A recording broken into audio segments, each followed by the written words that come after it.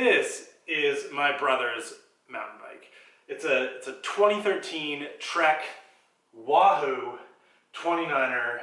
Apparently it's like a Gary Fisher edition, so it's got all kinds of cool green anodized parts on it, you know, go fast bits. In reality, all those words being said actually kind of equates to nothing. This is a very basic entry-level 29er mountain bike. Literally any company you can think of that builds bikes builds pretty much an exact copy of this style bike. Alloy frame, cheap Suntour fork, entry-level Shimano drivetrain, generally with a triple, usually like 8-speed Acera, cheap wheels, and then some cheap mechanical disc brakes. You know, it's kind of built to look the part.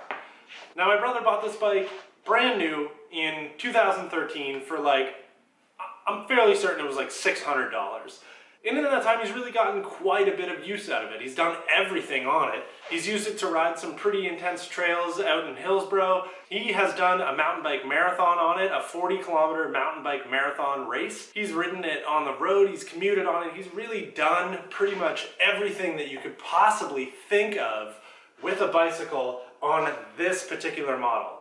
Now the reason that I bring that up and I want to reiterate it so much is because there's nothing I've noticed more in the time that I make videos and work in bike shops than the fact that pretty much every mountain biker in the world is probably the most pessimistic people of all time. And they get very, very worked up about whether or not a bike is good enough to do that on. I don't really know if there's a more specific group than mountain bikers who will use the equipment they have as the excuse to not go do a ride or not be able to go do an event. And that's why I love when someone like my brother gets a hold of something like this, where he didn't spend too much time worrying about what level stuff was. He just thought, I need a bike to be able to go mountain biking. And he has done everything with it.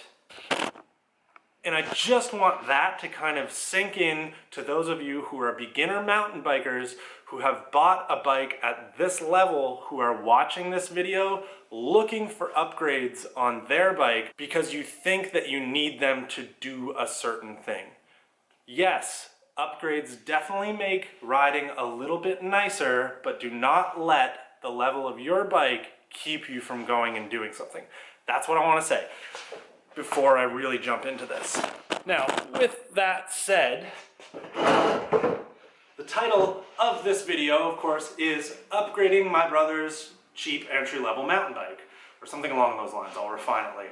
Now, the reason that we're doing this is the last time my brother and I rode together, he went over a jump with a little bit too much heat, and when he landed, kind of bounced, and immediately after we noticed that the cranks were bent. You know, the bike has been ridden for about 5 years now, and yes, a crash did some parts in. Not to mention the fork.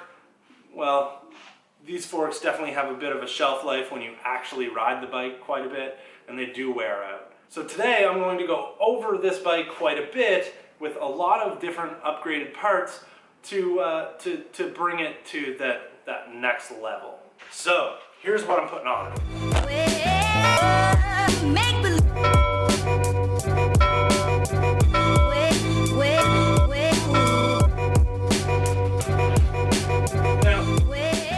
Understand why you might ask why I decided to go with what I decided to go with.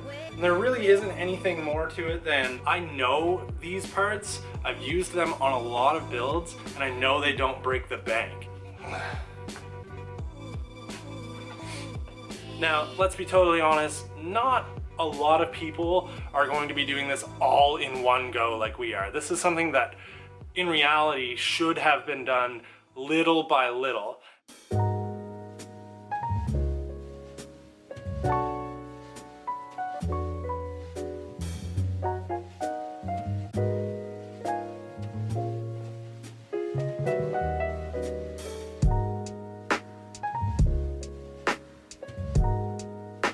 Square taper bottom brackets are always they're always hit and miss. You don't know how much it's gonna might come out and might not.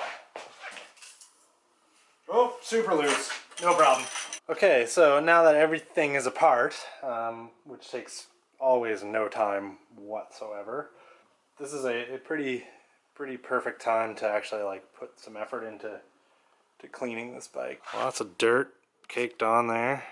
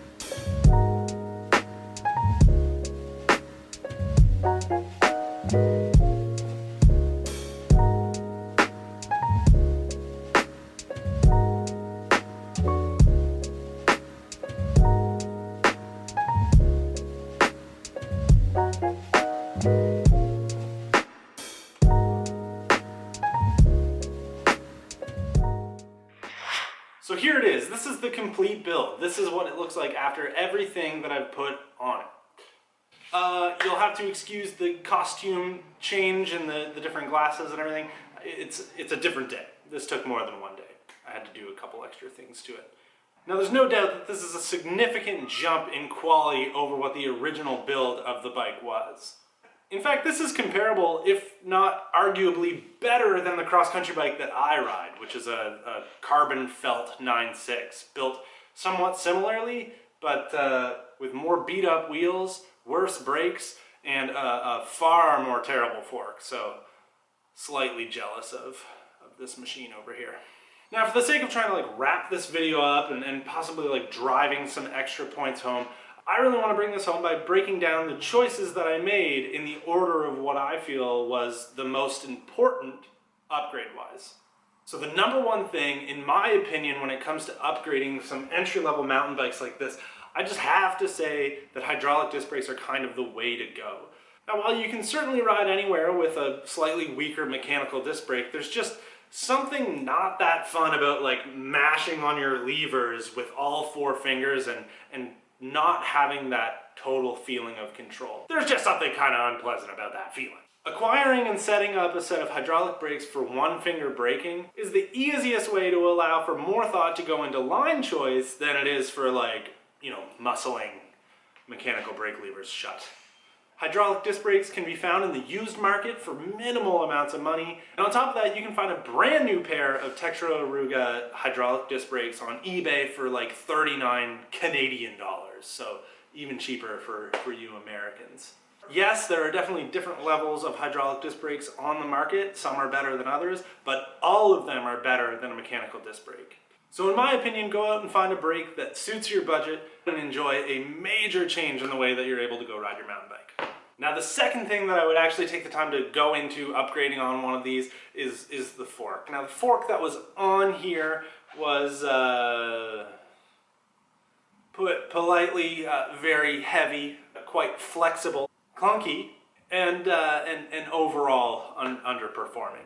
Cheap forks like those Suntour SRTs or whatever it is use just a basic spring, and they act just like that. They sort of just bounce around as they please while sort of offering a bit of shock absorption on the trail. Until they've been ridden for more than a month somewhat hard and they develop a ton of play and yada yada yada. This RockShox XC30 that I put on here uses a larger stanchion, has rebound adjust, and it has a lockout so it can actually be adjusted to my brother's preferences for trail riding. Forks can definitely be expensive for sure, but this XC30 can be had for like a relatively reasonable price, brand new. Like retail they're $230, which is not too bad.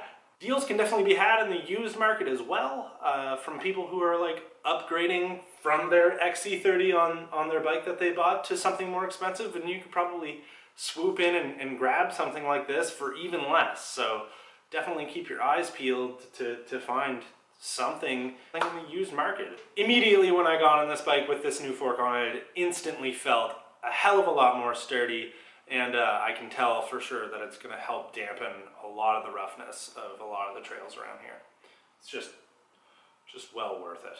Now the third thing on this breakdown is the drivetrain. I really do think that this is probably the least important thing that we took on. And I'll be totally honest, the only reason that we really did this 1x10 drivetrain swap is purely because we were here. And I had some spare parts that were just laying around that I was able to donate to the cause. Otherwise, I would have just ordered in a new triple crankset or found some sort of triple somewhere to replace the one that he bent in his hilarious crash a little while back. I will say, however, that having one shifter definitely simplifies the way that you ride a bike. You don't have to worry about cross-chaining, and it really, really cleans up the look of this entire build. It takes this bike from looking like a very entry-level bike to something a lot higher end because, you know, 1x drivetrain setups, very clean look here. That kind of brings it up to this like better looking level. And if you are considering doing an upgrade on your drivetrain on like a cheaper bike like this that had a triple, then I would say that going 1x10 is probably the cheapest and easiest route to go down because you don't have to buy a front shifter and you don't have to buy a front derailleur. And there's also one chainring. So that kind of eliminates some of the cost immediately. Also, you can use the same wheel set that you have before. You don't have to worry about free hub body spacing to fit like an 11-speed cassette on. 10 speeds basically fit on anything. But in reality, I would really probably only get into doing a full drivetrain on your cheap mountain bike if everything on your bike is totally shot and it all needs to be replaced. Then I would maybe spend the extra money to do a crankset and a derailleur and a shifter. So if all your other parts are working decent, like your derailleur and your shifters and everything, then I would just keep using that until you kill every moving part on there and then maybe consider going to this. But I definitely wouldn't put it before getting decent brakes and a slightly better fork for your bike. Drivetrains. Okay, I hope at least one of you enjoyed watching the upgrades that I put on this bike. And I want to finish this by saying I know that this can still seem like a lot of money. That's why I wanted to break it down for you, in my opinion, the way that I would go about doing it and trying to find the most budget-friendly way of doing it. But I also want to reiterate that this bike was ridden the way it was for 5 or 6 years before we ever even considered doing anything to it. So, with that said, you don't need to upgrade anything on your bike unless it's broken. And if it is broken, you can replace with equivalent parts. But don't let that make you think that your bike is inadequate and you can't go do something on it. Okay, that's it. That's my motivational bike upgrade, go ride your bike spiel for the day. Also, let me know what you think of these new glasses. If you follow me on Instagram, you've already seen them.